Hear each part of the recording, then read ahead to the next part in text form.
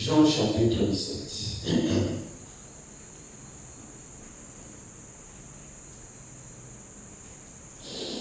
Nous commençons au premier verset jusqu'au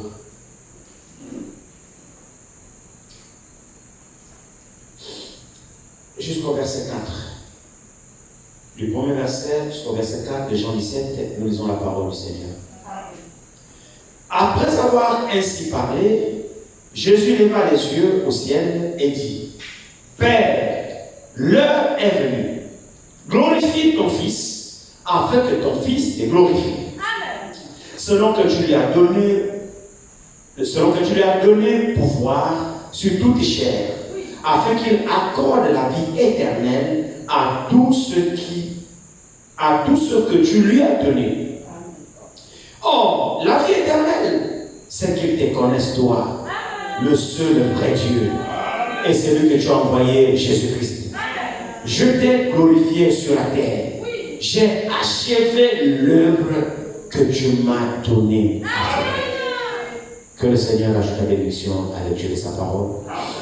Vous pouvez vous asseoir. Nous poursuivons notre sujet. C'est vrai que le texte a changé, le texte principal a changé, mais il s'agit toujours de l'œuvre de Dieu. L'œuvre et les œuvres de Dieu. C'est un sujet que nous avons commencé depuis mercredi et nous allons comment le Seigneur va encore nous conduire ce soir. Êtes-vous heureux? Est-ce que vous êtes heureux? Êtes-vous heureux d'écouter la parole du Seigneur? Nous savons que dans la parole de Dieu, il y a la vie. Et c'est elle que nous avons besoin. Il a dit: le ciel et la terre passeront, mais ma parole ne passera pas. Celui qui te donne la nourriture, il te fait du bien. Celui qui te donne l'argent, te fait du bien. Mais celui qui te donne la parole fait plus que du bien. Parce que la parole, c'est dans la parole, à la vie. Amen. Nous avons notre jeune sœur ce soir. Vous pouvez constater notre précieuse sœur, c'est ma fille ici, Tessa, qui revient de Port-Gentil. Mais qu'elle est beau, maman, que nous puissions te voir. C'est notre jeune, je ne connais pas très bien le ville. J'ai dû aller la chercher du côté de Zambie là-bas, où elle habite. Elle devait être ici même depuis mercredi, mais j'ai dû l'oublier. Et aujourd'hui, elle m'a rappelé et je suis allé la chercher. Apparemment, je n'ai pas content d'accueillir ma fille Tessa. Je sais pas ce que vous avez fait. Il n'y a pas de cri de joie, il n'y a pas d'acclamation, il n'y a pas d'applaudissement. Wow. Vous n'aimez pas ma fille? Vous l'aimez beaucoup? C'est notre précieuse sœur. Amen. Bien, nous poursuivons notre... Il s'agit de l'œuvre de Dieu. Nous avons mercredi l'importance de l'œuvre de Dieu. Que ce que nous sommes ici ce soir, c'est grâce à cette œuvre. Et cette œuvre n'est rien d'autre que l'œuvre du salut. Donc l'œuvre de rachat. Et dans cette œuvre-là, c'est l'œuvre que Dieu fait lui-même. Personne n'est de Dieu dans l'œuvre de rachat. De même comme dans l'œuvre de la création, personne ne l'a aidé. Également dans l'œuvre de rachat, personne ne l'a aidé non plus. Mais les choses diffèrent un petit peu entre l'ancienne alliance et la seconde alliance. Dans l'ancien temps, lors de la première création, les choses ont changé. Lors de la première création, Dieu a créé tout seul. Il n'avait pas d'ange à ses côtés. Il n'avait pas de conseiller. Il n'avait pas d'aide. C'est lui-même, dans sa grande puissance, qui a appelé tout ce qui existe par la parole. Alléluia. Et le messager nous dit que Lucifer, qui veut dire l'ange d'aurore, donc l'ange de la lumière, était simplement là pour apposer le son à la perfection, pour cocher tout ce que Dieu créait. Mais quand Dieu créait, Lucifer n'était pas, il ne voyait pas. Donc le secret de la création n'est qu'en Dieu lui-même. Donc lors de la première création, Dieu a créé tout seul.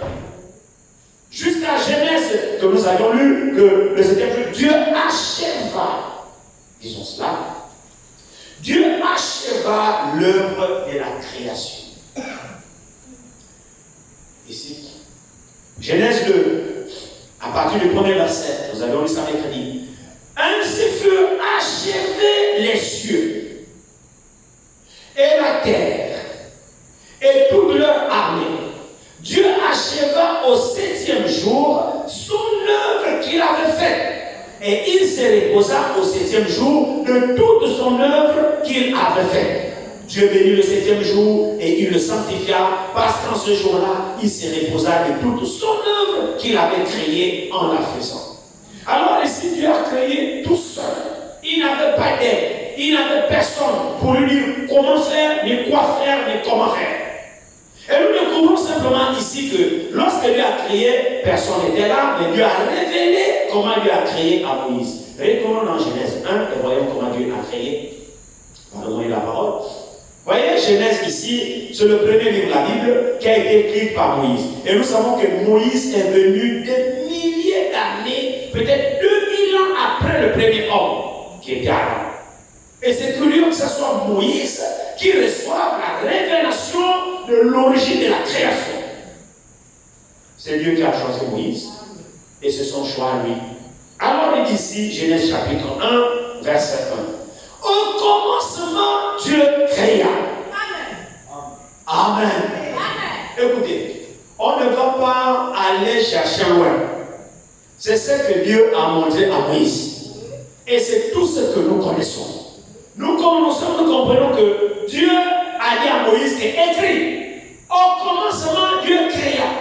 Et nous savons que Dieu est avant le commencement.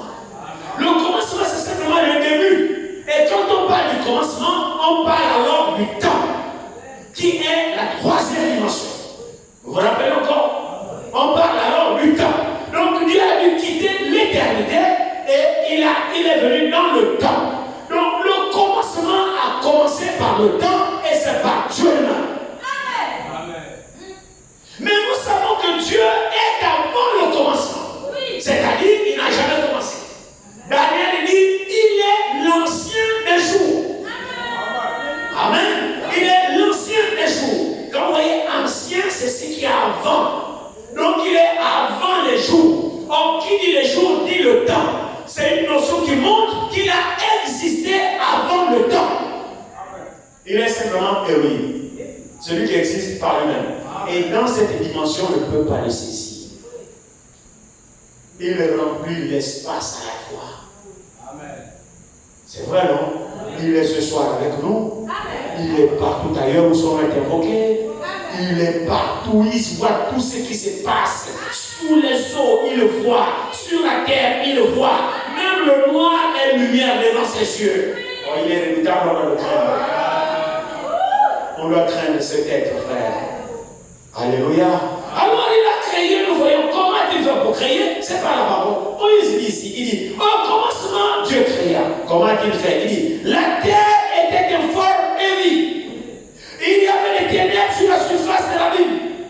Et l'Esprit de Dieu se mouvait au-dessus des eaux. Amen. Amen. Frère, c'est ce que Dieu révèle à Moïse. Et Moïse ne fait que communiquer ce que Dieu lui dit. Alors, la Bible dit, Dieu lui a Moïse écrit, au commencement, Dieu créa les cieux et la terre. Et maintenant, il donne dans quel état étaient les cieux et la terre. La Bible dit, la terre était informe. Quand on dit informe, ça dit ça n'a pas de forme. C'était un chaos total. Il n'y a pas de représentation que vous pouvez donner à la terre. C'était un chaos, un tohu-bohu. Les choses étaient sans dessus, dessous. Il n'y avait pas d'ordre. Il n'y avait pas d'ordre. Tout était pêle-mêle. Un chaos total. Il dit, la terre était informe et vide. Donc il n'y avait rien sur terre. Alors il dit ici, il y avait des ténèbres. C'est merveilleux. Les ténèbres, je crois, c'est l'absence de la lumière. Si on éteint là tout de suite, là, vous allez voir les ténèbres. Et c'est dans cette condition-là que le monde était, nous rapporte Moïse.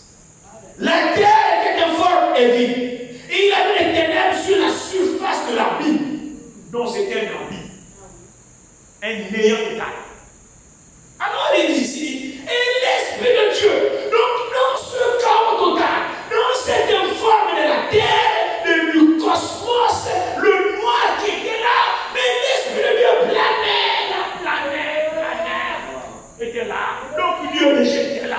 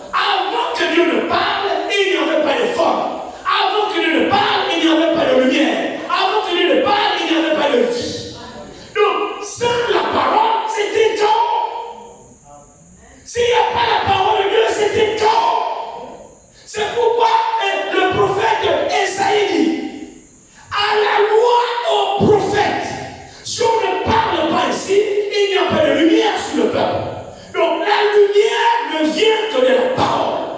Sans la parole, c'est le chaos. Et c'est dans cet état que le monde était. Maintenant, Dieu dit, comment Dieu a-t-il créé? C'est par le moyen de la parole. Dieu a prononcé la parole et ce que Dieu prononce vient à l'existence. C'est ce que le psaume 33 nous dit. Il dit, la chose arrive, il l'ordonne, elle existe. Donc Dieu crée par le moyen de la parole. Dans la parole de Dieu, il y a la puissance de créatrice. Ne négligeons pas la parole. Regardez ici. Dieu dit que la lumière soit et la lumière fut. Donc la lumière émane de la parole. Ce n'est que quand Dieu a prononcé la parole, que la lumière soit, comme dit Frère Branham, que Dieu est son propre interprète. Arrêtez d'interpréter la parole ou d'expliquer la parole. Non, ça veut dire ceci. Non. Le messager dit l'interprétation de la parole, c'est son accomplissement. Dieu veille sur sa parole pour l'accomplir. Pour que la parole, pour savoir que c'est la parole de Dieu, c'est par son accomplissement. Et Frère Franck dit, la confirmation d'un mandat se trouve dans sa réalisation. La confirmation d'un appel ou d'un mandat divin ou d'un appel divin se trouve dans sa réalisation, dans son accomplissement. Parce que quand Dieu dit faire, Dieu vient et il accomplit ce qu'il a dit. Dieu n'accomplit pas ce que l'homme dit. Dieu n'accomplit que ce que lui-même dit. Parce qu'il est lié à sa parole. Alors Dieu dit que la lumière soit, l'interprétation c'est que et la lumière fut. Il ne faut pas philosopher avec la parole. La parole de Dieu s'interprète par son accomplissement. Alors ici, il dit que la lumière soit et la lumière fut. Dieu dit que la lumière était bonne. Et Dieu sépara la lumière avec les ténèbres. Vous voyez que dès le commencement, Dieu a commencé à opérer la séparation entre la lumière et les ténèbres. Et Dieu a dit que la lumière était bonne. C'est l'appréciation de Dieu. Maintenant, regardez, frère, ce que Dieu dit bon, qui peut dire que c'est mauvais? Qui n'apprécie pas la lumière? La lumière est bonne ou elle est mauvaise? Alors donc, l'appréciation de Dieu est vraie. Quand Dieu dit que la lumière est bonne, c'est que toi aussi tu peux dire que la lumière est bonne. C'est vrai, non? Alors Dieu a séparé ce qui est bon du mauvais. Ce qui est bon, ce qui est mauvais. La séparation vient de Dieu. La séparation, elle est biblique. Dieu sépare le mal du bon. Dieu sépare le méchant du bon. Dieu sépare le mensonge et la vérité. Dieu sépare les ténèbres et la lumière. Dieu c'est un Dieu de séparation. Il a commencé à séparer dès la création. Amen. Tout ça, c'est par le moyen de sa parole. Alors il dit ici, Dieu a vu que ce n'était bon. Dieu sépare la lumière avec les ténèbres. Ainsi de suite. Dieu appela la lumière jour et il appela les ténèbres nuit. Ainsi il y eut un soir et il y eut un matin. Ce fut le premier jour. Alors nous voyons que Dieu, quand il créa, c'est toujours par le moyen de la parole. Vous regardez au verset 6. Après avoir créé la lumière, on arrive au verset 6. Comment il créait les œuvres suivantes? Il dit, Dieu dit. C'est toujours, il dit, il prend sur la parole. Dieu dit qu'il y ait une étendue entre les eaux et qu'elle sépare les eaux avec les eaux. Et Dieu dit, et Dieu fit l'étendue, et il sépara les eaux qui sont au-dessous de l'étendue, avec les eaux qui sont au-dessus de l'étendue, et cela fut ainsi. Dieu appela l'étendue ciel. Ainsi il y eut un soir, un matin, ainsi de suite. Verset 9. Dieu dit, toujours Dieu dit. Verset 14, Dieu dit, ainsi de suite. Verset 16, Dieu dit. Verset 17, Dieu dit. Verset 20, Dieu dit. Verset 21, toujours Dieu dit. Donc Dieu a créé par le moyen de sa parole. Pourquoi j'insiste là-dessus? C'est pour que nous puissions comprendre, c'est que la parole de Dieu représente pour Dieu. C'est pour que nous puissions comprendre l'importance qu'a la parole pour Dieu lui-même. La parole est Dieu et Dieu est la parole. Dieu ne fait rien sans sa parole. Le moyen par lequel Dieu crée, c'est par la parole. Tout ce que Dieu fait, c'est par la parole. Vous ne pouvez pas dissocier Dieu et la parole. Et dans cette parole, il y a la vie de Dieu dedans. C'est pourquoi la parole de Dieu est un grand trésor que Dieu a donné à l'homme. Le messager est dit, après la création, Dieu a regardé Adam. Il a observé Adam, le chef-d'œuvre de Dieu, créé par Dieu lui-même. Dieu était satisfait du chef-d'œuvre Adam qu'il a créé. Alors Dieu a regardé, il a dit, qu'est-ce que je vais donner à ma créature que j'ai créée à mon image, à ma ressemblance? Dieu a regardé, quel cadeau je peux faire alors? Parce que Dieu était fier de sa création. Le messager dit, Dieu a regardé, il n'a rien trouvé de plus grand et de plus merveilleux à donner à l'homme si ce n'est sa parole. Or, en donnant la parole à l'homme, mais Dieu s'est donné lui-même à l'homme. Connaissez-vous quelque chose de plus grand que Dieu? Non. Dieu est la parole est Dieu. Et quand l'homme marchait avec la parole, l'homme marchait avec Dieu. Quand l'homme a désobéi à la parole, l'homme a divorcé avec Dieu. Que les hommes arrêtent de nous fatiguer l'esprit avec le commandement de l'homme. Nous étions hier avec les frères autour de la communion fraternelle. C'est hier. C'était hier, frère. C'était hier. Nous étions ici avec les bien-aimés. Bon, nous sommes. Vous savez, quand vous suivez les actualités actuellement, on n'a jamais été plus proche de la fin que maintenant. Je vous dis. On n'a jamais été plus proche de la fin des temps que maintenant. Et nous savons que nous, lorsque nous parlons de la fin des temps, évidemment, nous ne parlons pas de la fin du monde. Notre fin du temps que nous attendons, ce n'est pas la fin du monde. Non. Notre fin à nous ici, c'est l'enlèvement. Quand nous parlons de la fin, nous ne nous attendons pas à la destruction du monde, comme la Bible dit que ce monde est réservé pour le feu qui va l'embraser. Non, nous savons que quand Dieu va brûler la terre, nous serons plus là. Ça ne nous concerne pas. La troisième guerre mondiale ne nous concerne pas. Nous sommes censés partir avant que toutes ces choses se déclenchent sur la terre. Et nous voyons que les prophéties bibliques sont en alignement. Ça s'accomplissent les unes après les autres. Hier, quand nous sommes séparés, on s'est arrêté quelque part là pour attendre le taxi avec certains frères. Les autres sont partis. Et pendant que nous attendons le taxi, nous étions en train de parler. Et puis, il y en a un qui disait bon, l'autre qui disait bon, oh non, en tout cas, on voit qu'on a encore un peu de temps. Parce qu'il y a encore beaucoup de choses qui doivent s'accomplir. On a encore un peu de temps. J'ai dit, oh frère, ne parlons pas comme ça. Le temps de l'accomplissement appartient à Dieu. Sur la croix, quand Jésus était crucifié sur la croix, au moment où il était là sur la croix, plusieurs prophéties sont accomplies à cette heure précise-là. Et la Bible dit, à cause des élus, il va abréger. Il fera une œuvre abrégée. Donc, au moment où nous pensons qu'on a encore beaucoup de temps, ça c'est toi et moi. Mais lui, il connaît.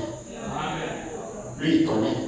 Les choses marchent avec une vitesse grande V.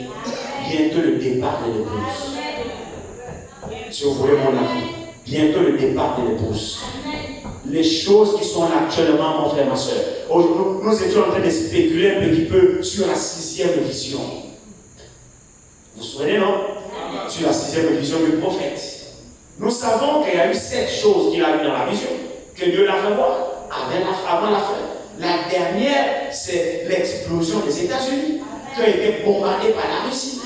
Et les États-Unis n'étaient que des décombres, des cratères, des décombres. Les États-Unis ont été pulvérisés dans la vision du prophète. c'était la 7e vision. Mais avant la 7e vision, il y avait la 6e vision. Une femme cruelle qui était à la tête des États-Unis. Vous vous souvenez, non? Est-ce que vous vous souvenez? Nous sommes dans la lumière prophétique. Nous n'adorons pas comme les dénominations. Non. Dieu nous a accordé la grâce de nous placer dans la lumière prophétique. Ce qui fait que dans les temps dans lesquels nous sommes, nous avons la lumière prophétique qui brille dans un lieu obscur. Le monde est dans les ténèbres, mais nous sommes éclairés par la lumière prophétique. C'est pourquoi notre adoration doit être différente. On doit pas être comme les dénominations, comme les gens qui n'ont pas la révélation, frère. Notre façon d'adorer Dieu doit être 10 000 fois supérieure que les gars. 10 000 fois supérieure que toutes les dénominations. Parce que nous avons reçu la révélation du temps du soir. Nous sommes dans le plan divin, dans le programme de Dieu. Amen. Oui. Je ne sais pas si on est bien d'accord. Amen. Alors nous pouvons aligner aujourd'hui et voir le signal rouge de sa venue. Nous pouvons voir que le signal rouge de sa venue clignote déjà. Ça clignote. Alors qu'est-ce que nous attendons? Est-ce que c'est la 6e prophétie? J'en sais rien. Moi je ne suis pas là pour interpréter les prophéties. Je sais que c'était le ainsi dit le Seigneur. De son vivant, je pense que de son vivant, 5 prophéties s'étaient accomplies. Notamment la voiture télécommandée, les femmes qui marchent nues, ainsi de suite, le droit de vote aux États-Unis. Vous savez, à l'époque, son époque, les femmes ne votaient pas aux États-Unis. Tout ça, il a vu sans vision. De son vivant, 5 s'étaient accomplis. Il restait 2. Les 2 qui restaient, la 6e, c'est une femme qui va diriger les États-Unis. D'une cruauté incomparable. Une femme. Et la 7e et la dernière, les États-Unis volent l'éclat, bombardés par la Russie. Bon, de vous à moi, quand nous regardons la télé, nous voyons quoi?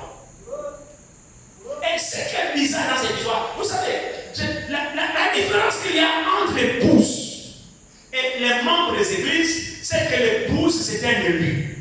Lui, il est connecté à l'action divine. Le Saint-Esprit lui met en mouvement à l'intérieur de lui. Et l'alerte de l'imminence du retour du Seigneur. Il ne joue pas la religion. Il ne se contente pas de lui chauffer les mains à l'église. Non. Lui est en connexion divine avec le Saint-Esprit qui l'alerte dans son cœur, qui lui met en mouvement de s'acter dans sa préparation. Et contrairement à un religieux, le religieux dit toujours il joue à la montre. Non, on a encore du temps. L'autre dit on attend que Los Angeles aille au fond de la mer. C'est l'une des prophéties. Ah, parce que le messager dit ainsi dit le Seigneur, Los Angeles est au fond de la mer. Alors pourquoi les tremblements de terre, non, Los Angeles c'est encore un moudillon. On a encore le temps. Qui te dit que tu as le temps? Mon frère, ma soeur, quand nous voyons ce qui se passe aujourd'hui, nous devons comprendre qu'on a plus de temps. Amen. Moi, je ne suis pas en train de dire que c'est Kamala Harris. Non. Moi, je suis sobre, je suis toujours prudent. Mais comme vous, j'observe.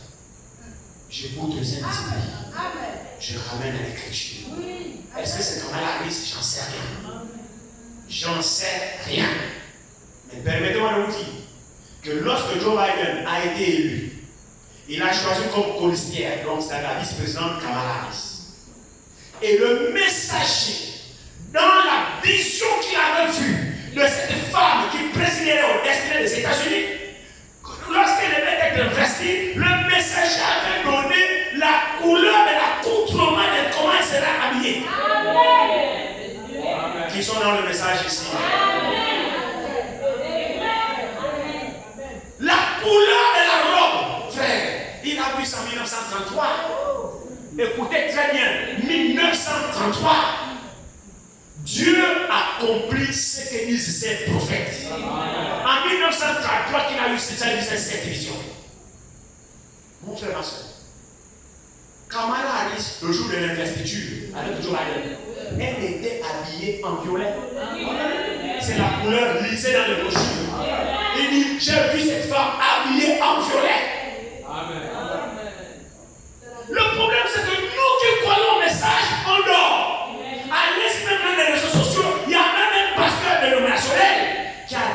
récupéré cette citation, cette déclaration du prophète, et qu'il a dit, l'homme là c'était un vrai prophète de Dieu. Il l'a annoncé, il a ressorti la citation. Comment la femme là devait être habillée, indénominationnelle. Ma question c'est celle-ci. Est-ce que c'est Kamala Harris? J'en sais rien. Et avec la tournure des événements, voilà Joe Biden, vieux, il a jeté l'éponge. Et là maintenant c'est Kamala Harris, cette femme, qui est maintenant investie. Je ne dis pas qu'elle va gagner. Je ne suis pas prophète, je ne peux aider rien. Monsieur, madame, que leur est-il? Et si c'est elle, que feras-tu? Si c'est elle la femme annoncée par le messager, elle est vraiment une cruauté. Je vous dis qu'elle est une cruauté, cette femme-là. Est-ce que les pédés, les souillés, l'avortement, mais tout cela, un diable. Un diable. Et si c'est elle, que ferais-tu? Si c'est Kamala Harris, la sixième vision du prophète, je ne dis pas que c'est elle. J'en sais rien. Je suis comme vous, j'observe les informations. Et si c'est elle, qu'est-ce que toi tu vas faire ce soir? Tu continues à rêver à dormir au premier banc? Tu continues à faire le bouton, à jouer? Si c'est elle, qu'est-ce que toi tu vas faire? Tu attends quand les États-Unis seront bombardés. Non, mais quand les États-Unis seront bombardés, c'est la troisième guerre mondiale. Nous, on n'est pas là. Maintenant, le décor est tellement planté. Vous voyez que la tension est à son maximum entre la Russie et l'OTAN. Vous suivez les informations? Mais c'est là pour nous. Quand on suit ça, on ramène la parole, ça nous éveille. Parce que ça a été annoncé d'avance. Et nous voyons que le dispositif est mis en place. La tension aujourd'hui est à son comble entre les États-Unis, entre l'OTAN et la Russie. Je ne sais pas ce que vous faites devant la télévision. Si c'est pour suivre vos marimars et vos mouvements, moi j'en sais rien. Suivez vos séries brésiliennes, suivez vos films de mensonges, là j'en sais rien. Suivez les informations. Parce que dans les informations, il y a l'accomplissement de la parole dedans. Les politiques qui sont là sont des mains sont des instruments à la main de Dieu pour accomplir les prophéties. Amen. Amen. Le problème c'est que nous qui avons reçu le message, on est toujours encore là, on marche comme des moutons, on pense que les choses vont aller. Au lieu qu'un feu d'empressement brûle dans notre cœur. Ah Seigneur, le prophète avait dit, ah Seigneur, non, on est là comme si rien, tout continue à marcher comme ça. Frère, faisons attention.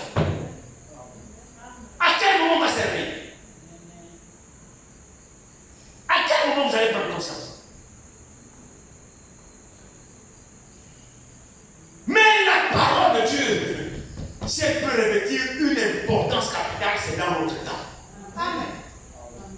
Là, maintenant, là, la parole de Dieu devient plus précieuse. Amen. Dans les mains et dans le cœur d'un élu. Frère, c'est maintenant le moment de chérir la parole. Parce que nous comprenons qu'elle est vraie. Amen. Même si le temps passe, la parole poursuit son cours. Amen. Le temps n'est pas suffisant pour enterrer la parole de Dieu. C'est que lui a dit que tu crois, que tu ne crois pas, c'est là ça compte. Alors nous sommes dans la fin des temps, où Dieu doit achever son temps. Alors vous remarquez ce que nous avons dans le texte d'introduction. Regardons rapidement dans Jean 17. Jean 17 nous fait remarquer quelque chose de merveilleux ici. Jean 17. Commençons du verset 3, du verset 3 au verset 4. Il dit, or la vie éternelle, c'est qu'ils te connaissent, toi le seul vrai Dieu, et celui que tu as envoyé, Jésus-Christ. Qui veut la vie éternelle? La vie éternelle veut dire la vie de Dieu. C'est-à-dire que tu vivras éternellement. Qui croit ça? Amen. Mais la vie éternelle existe, mon frère. Et c'est la raison pour laquelle nous sommes ici. Mais ne peut avoir la vie éternelle que celui qui a été prédestiné à la recevoir. Ne peut croire la parole de Dieu que celui qui a été prédestiné à la croire. Alors nous ne sommes pas ici des religieux. Non, Dieu nous a prédestinés à l'avance. La parole de Dieu, c'est pour les enfants de Dieu. Et comme la parole de Dieu est une promesse, alors elle est annoncée. Il y a un peuple promis qui croira à la parole promise pour un enlèvement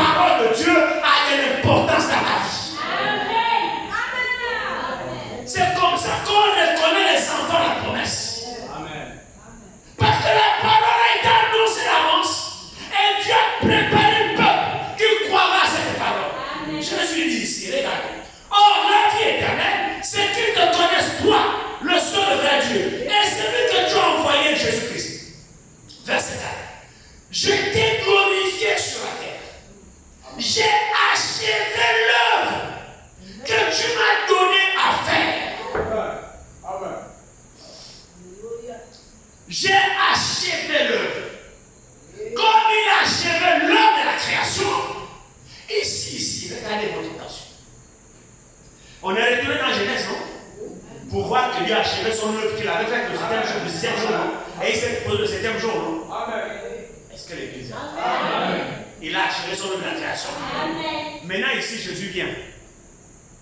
Jésus vient. Et Jésus déclare, j'ai achevé l'œuvre que tu m'as donné à faire. Ne voyez-vous pas la chair, non?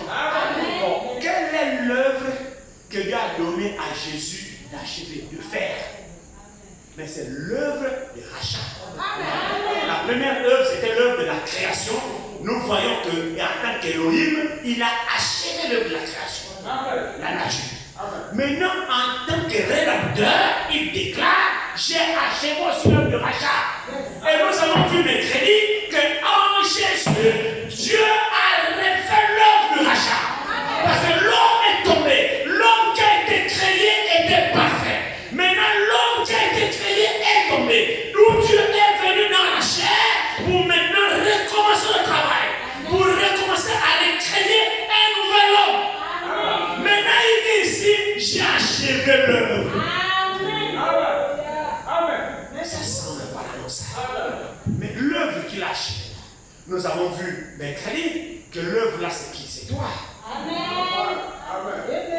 Nous sommes son œuvre. Est-ce qu'on est bien d'accord? Nous sommes son œuvre.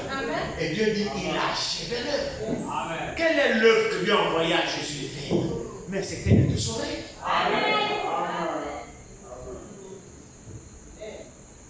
Partons d'abord rapidement. Prenons Ésaïe 63, je pense.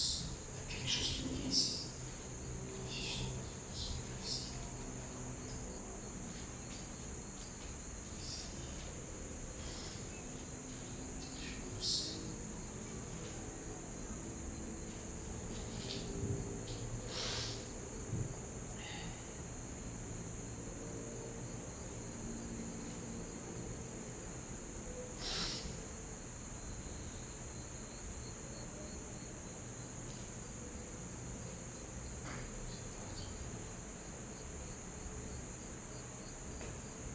Ésaïe 63, je crois ici.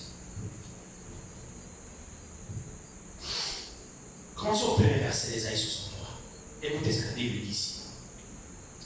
Qui est celui-ci? On pose la question. Qui est celui-ci qui vient de l'homme, de Bostra, en vêtements rouges, en habit éclatant, et se redressant avec fierté dans la plénitude de sa force? Alléluia! Oh, c'est merveilleux. Regardez très bien. La question est posée.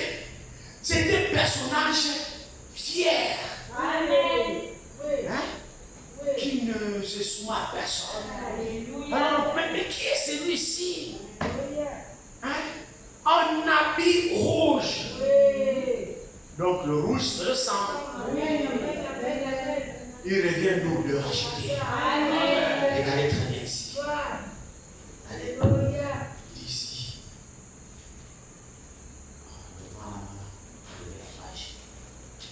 Ésaïe 60. Et l'homme démontra en vêtements rouges, en habit éclatant, et se redressant avec fierté dans la plénitude de sa force. C'est une question qui est posée, non? On veut savoir c'est qui ce personnage. Parce qu'on ne sait pas qui il est. Maintenant, écoutez la réponse. Comment il répond? Il dit, c'est moi. Il se présente avec fierté. Il dit, c'est moi. Qui est-il? C'est moi qui ai promis le salut. Alléluia. Qui a promis le salut? Mais l'homme était tombé. L'homme était tombé. Il était perdu, frère. L'homme n'avait pas d'espoir. Il n'y a que Dieu pour racheter l'homme. Alors il revient de son œuvre. Avec les habits rouges, il venait de vaincre. Et il se présente. On se dit, mais c'est qui celui-là? Il dit, c'est moi-même. Je n'ai pas envoyé quelqu'un. Dans cette histoire de rachat, moi-même je suis descendu. J'ai versé le sang. Je n'ai pas envoyé un ange. Oh, quand j'étais dans le taxi, j'ai pensé à quelque chose. Gloire à Dieu, frère. Regardez très bien. On avait discuté. Jésus a déjà célébré un service de pompe funèbre? Non. Dans l'histoire de Jésus dans les rues de Jérusalem de Galilée, Jésus a veillé la veillée mortuaire. Quelqu'un mort, Jésus est venu, non, on veille et puis il donne un serment funèbre. Non! Il ne peut pas faire ça. Pourquoi? Il est Dieu. En tant que Dieu, il est le produit de la vie. Et devant lui, la mort disparaît. Il dit, je tiens les tiens la mort et nous séjour les morts. Mais avant qu'il ne meure, il avait la vie en abondance. Donc, dernier cadavre, Jésus appela à la vie. Il m'a la fille de Jairus, il dit, lève-toi. Les gens passent dans le cercueil, il dit, arrêtez, voyez debout. Il est Lazare, où l'avez-vous mis, allez debout. Oh, il est la vie en abondance. Il n'a jamais célébré les pompes funèbres. Il n'a jamais fait quoi que ce soit pour montrer qu'il est Dieu. Montrez-moi.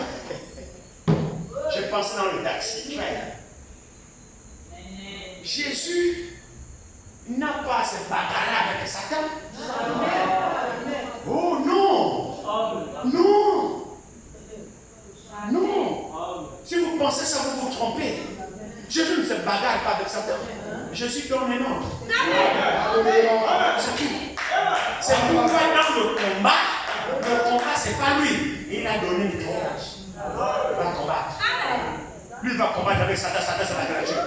Lui, il est le créateur. Est-ce qu'il a le temps pour ça? Il suffit de donner un mot Satan dans le panique. Je suis bien un mot Satan à soi. Est-ce que c'est vrai?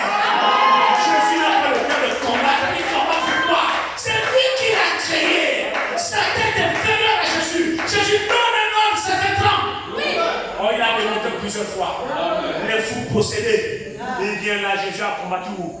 Donc il voit, on peut dire, il n'a même rien dit. Il est le tout-puissant. À qui allez-vous le comparer? Vous comparez Jésus à qui? Alors il dit ici, il dit,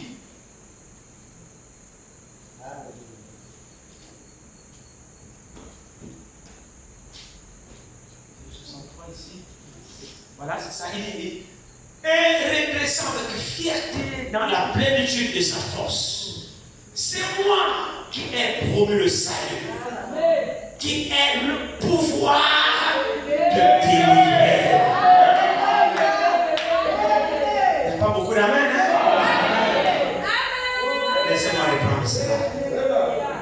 Qui est celui-ci qui vient de l'homme, de Bostra, en vêtements rouges, un habit éclatant, et se redressant avec fierté dans la plénitude de sa force.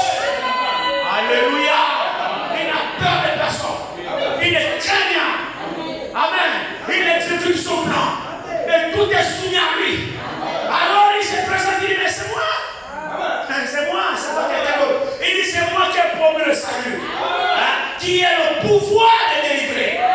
Pourquoi tes habits sont-ils rouges? Et tes vêtements comme des vêtements de celui qui foule dans la cuve. Alors que c'est quoi il me dit? Il dit, j'ai été seul à fouler au pressoir. Voilà que dans l'œuvre de la charge, il ne s'est pas fait aider. Il n'a pas besoin d'aide. Il était seul. Pas d'ange à ses côtés. Personne. Il accomplissait son œuvre de la rédemption. Parce que dans Jean 17, 4, il dit, j'ai achevé l'œuvre que tu m'as donné de faire. Et cette œuvre, c'était quoi? Mais c'était de racheter. Il l'a achevé. Il dit ici, j'ai été seul à fouler au pressoir. Et nul homme dans le peuple n'est avec moi. Dans cette œuvre, il s'est fait aider. Il dit ici, il dit, et nul homme dans le peuple n'est avec moi. Je les ai foulés dans ma colère. Je les ai écrasés dans ma fureur. Leur sang a jailli sur mes vêtements et j'ai souillé tous mes habits. Car un jour de vengeance, était dans mon cœur. Avez-vous entendu ça?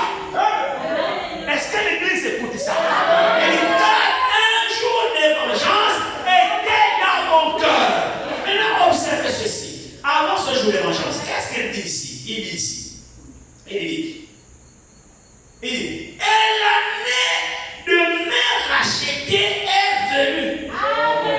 Votre attention. Un jour de vengeance était dans mon cœur. Mais l'année de main rachetée est venue. Amen. Il a s'est racheté. Donc avant la vengeance, il va terminer l'œuvre du salut pour s'être racheté. Maintenant, je ne sais pas si toi tu es concerné. Le jour de vengeance était dans son cœur. Et ce jour-là arrive avec une grande fête. Mais l'année de s'être racheté est venue. Nous sommes au temps du rachat.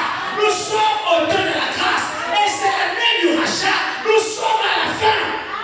Mais le jour de sa vengeance est déjà arrêté dans son cœur. C'est ce que toi tu vas attendre.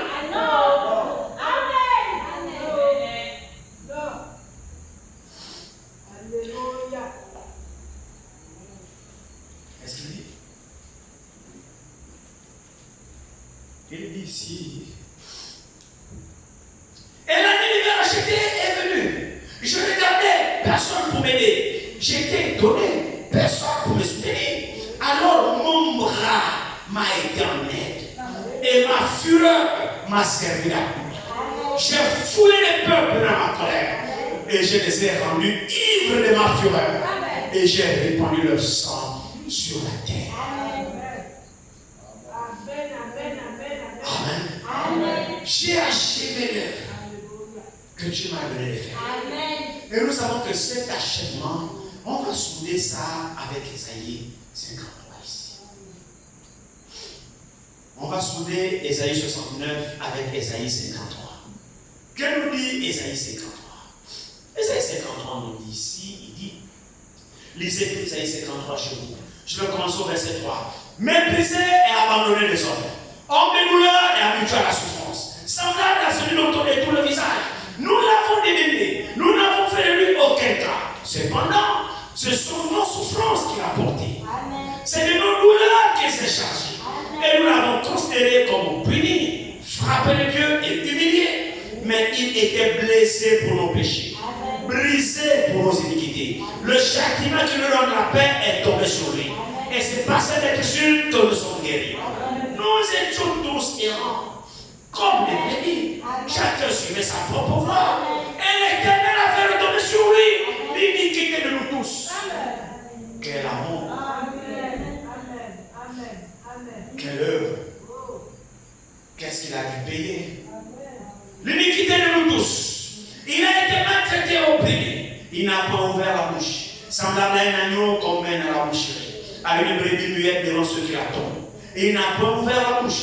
Il a été enlevé par l'angoisse et le châtiment. Et parmi ceux qui de sa génération, qui a cru qu'il était retranché de la terre des vivants et frappé pour les péchés de mon peuple? On a mis son sépulcre parmi les méchants, son tombeau avec les riches, quoiqu'il n'ait point commis de violence et qu'il n'y a point eu de fraude dans sa bouche.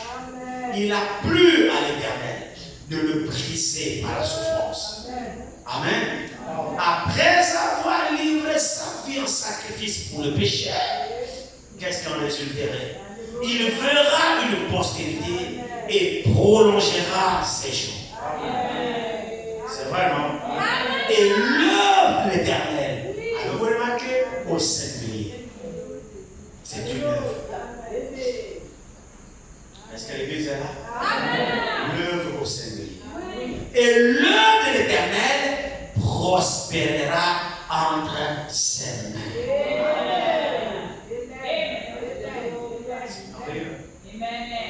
Les mains font partie des membres du corps.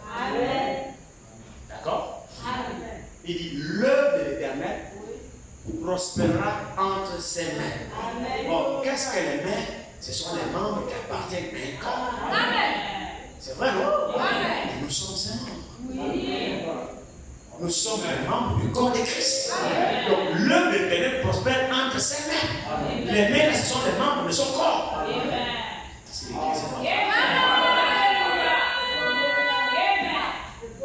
Il dit, j'ai achevé l'œuvre que tu m'as donné de faire. Maintenant, il dit, l'œuvre de l'Éternel, après avoir payé le prix, il verra une postérité et il prolongera ses jours. Et ouvrier prospérera entre ses mains. S'il vous plaît, pas entre sa tête. Non. Mais entre ses mains. Amen. Or, il est quoi? Il est la tête du corps. Amen. Dites amen. Amen. Il est la tête du corps. Amen. C'est vrai, non? Amen. Et nous sommes les membres. Amen. Lui n'a jamais été le membre. Est-ce que l'Église me suit là? Jésus n'est pas le membre du corps, il est la tête du corps. Et nous sommes ses membres. Et l'homme éternel prospère entre ses mains. Les mains font partie des membres du corps. Alors dans la deuxième création, dans la création du rachat, après qu'il ait payé ce prix sans cesse, il était seul au front, sans cesse. Quand il a payé, après avoir payé, et maintenant l'œuvre doit prospérer entre ses mains. C'est-à-dire, lui seul est allé au front, lui seul a souillé sa robe par le sang, lui seul a payé, sans l'aide d'aucun être humain sur la terre. Après avoir payé. Prenons 1 Corinthiens 3. Regardez. Nous n'avons pas encore compris l'importance que nous avons. Ce que Dieu a fait de nous. Regardez. 1 Corinthiens 3 nous dit ici. Je crois que c'est 1 Corinthiens 3. 1 Corinthiens 3 nous dit ici. Verset. Commençons au verset 8 1 Corinthiens 3. Vous pouvez le toucher au bois à la maison. Il dit, c'est lui qui plante. Et celui qui arrose son déco. Et chacun recevra sa propre récompense selon son propre travail. Maintenant, écoutez très bien le verset 9. Car nous sommes son ouvrage. Nous sommes ouvriers. Amen. Amen. Nous sommes ouvriers avec Dieu. Je veux que vous participiez. Parce que c'est des choses que vous devez comprendre. Ces choses, c'est nous, il s'agit de nous. Ce n'est pas fait pour l'autre personne. Vous devez recevoir la révélation de la parole de Dieu et comprendre à quelle place Dieu vous a placé dans son plan divin. Nous ne sommes pas des chômeurs. Nous avons une place de choix dans l'œuvre de Dieu. Et Dieu l'a voulu ainsi dans la nouvelle alliance. C'est pas moi, c'est Dieu qui le dit. Maintenant, car nous sommes ouvriers avec Dieu. Ça veut dire quoi? Ça veut dire que nous travaillons avec Dieu. Un ouvrier, c'est un travailleur. Oh, dites amen. Je fais un amen fort. Un ouvrier, c'est un travailleur. La Bible, nous sommes ouvriers seuls. Non, avec Dieu. Donc, dans l'œuvre de l'achèvement, Dieu nous a associés.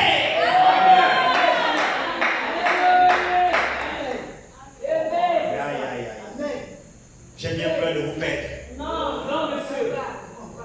Dans l'œuvre de l'achèvement, Dieu nous a associés. Et Dieu nous a rendus participants de son œuvre. Dieu nous a enrôlés dans son service. Regardez. Il dit ici, car nous sommes ouvriers avec Dieu.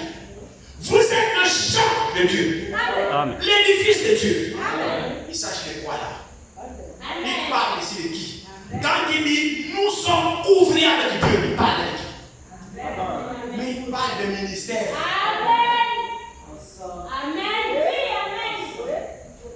Il parle de ministère. Et le peuple est le champ. Amen. Le peuple est le champ de Dieu. Les ouvriers avec Dieu, ce sont des ministres, des serviteurs. Donc dans cette œuvre-là, il ne travaille tout seul. L'œuvre de l'achat, il a fait seul. Maintenant, l'œuvre de l'accompagnement de la finition, il a besoin des ouvriers qui finissent son travail avec lui. Il nous a associés dans son œuvre. Regardez ici. Allons-y dans 2 Corinthiens 7.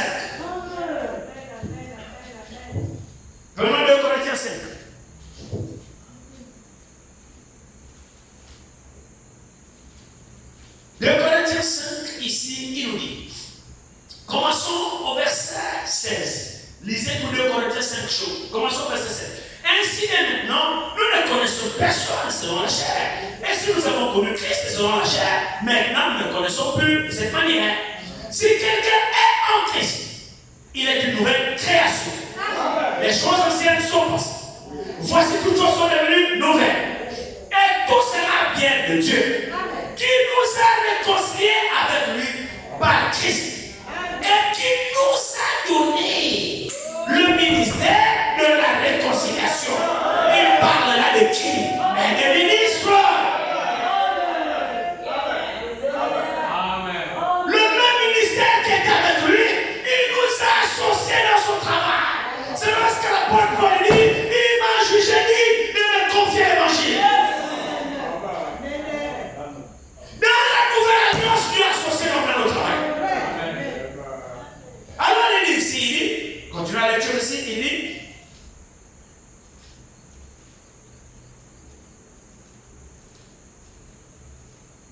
si quelqu'un est en Christ, il est une nouvelle création. Les choses anciennes sont passées. Voici toutes choses sont devenues nouvelles. Et tout cela vient de lui, qui nous a réconciliés avec lui par Christ et qui nous a donné le ministère de la réconciliation. Car Dieu était en Christ, réconcilié le monde avec lui-même, en imputant point aux hommes leurs offenses. Et il a mis en nous, la parole de la réconciliation. Amen. Verset 1. Nous faisons donc les fonctions d'ambassadeurs pour Christ. Amen. Comme si Dieu exhortait par nous. Amen. Amen. Vous voyez ce que Dieu a fait de nous. Après avoir achevé l'œuvre, il a vraiment achevé l'œuvre. Mais il continue l'achèvement à travers cette œuvre. Et c'est ce qui se passe jusqu'à ce soir. Amen. C'est comme si Dieu exhortait par nous. Mais c'est pas moi, c'est Dieu. Je suis responsable de lire ce qui est écrit. Ça veut dire que Dieu nous a associés dans son œuvre à la fin des temps. Amen. C'est pour cette raison que l'achèvement de l'œuvre de Dieu s'est fait au travers des ministères. C'est-à-dire Dieu lui-même s'empare de ses ministères. Et cela vous entendez Paul dans Éphésiens 4:11. Jusqu'au perfectionnement.